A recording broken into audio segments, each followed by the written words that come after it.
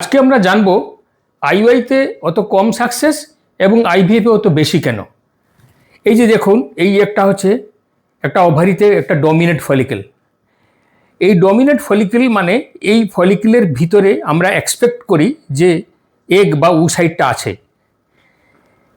এই টাইমিংটা এই সময় যদি এই রকম ফলিকেলটা থাকে, এই লাইনিংটা যদি এই সুন্দর একটা ট্রিপল লাইন হয়ে যায়, 7-8 মিলিমিটার লাইনিং ইউট্রাসের এন্ডোমেট্রিয়াল লাইনিং বা লাইন তৈরি হয়ে যায়, তার মানে এটা অ্যাপ্রোপ্রিয়েট টাইম আমরা ট্রিগার দেওয়ার জন্য।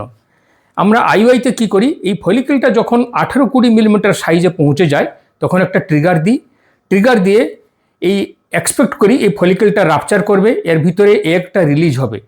একটা রিলিজ হয়ে এই যে একটা মডেল দেখছেন, এই একটা এখান থেকে ওভারিতে রিলিজ হয়, রিলিজ হয়ে ফেলোপিয়ান টিউবের ভিতরে যায়, গিয়ে ওই টাইমিংটা ম্যাচ করে আমরা হাজব্যান্ডের স্পাম এখানে ইনসেমিনেট করি। ইনসেমিনেট করে হাজব্যান্ডের স্পামটা এই ফেলোপিয়ান টিউবের মধ্যে এখানে অবধি আসে। দুজনের মেটিংটা হয় ফেলোপিয়ান টিউবের মধ্যে, এগ আর স্পাম। এখানেই এমব্রায়োটা তৈরি হয়, ফার্টিলাইজেশনটা এই ফেলোপিয়ান টিউবের মধ্যে হয়।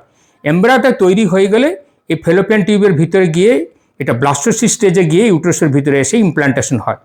আইওআই ক্ষেত্রে কি হয়, আমরা কিন্তু জানতে পারি না যে এই যে ফলিকেলটা, এই ফলিকেলটা এর ভিতরে আমরা এগ আছে কি নেই।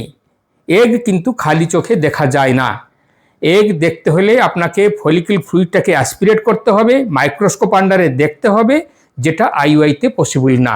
আমরা অর্ধেকটা জিনিস আইওআইতে জানতে পারি না, যে এই যে ফলিকেলটার ভিতরে এগ আছে কি নেই।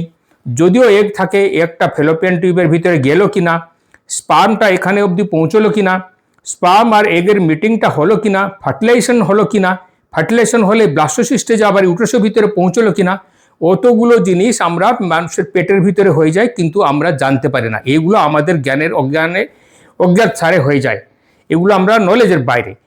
আইভিএফের ক্ষেত্রে কি হয়, আইভিএফের ক্ষেত্রে আমরা এই ফলিকুলার ফ্লুইডটাকে অ্যাসপিরেট করে নিই আল্ট্রাসাউন্ড গাইডের মাধ্যমে।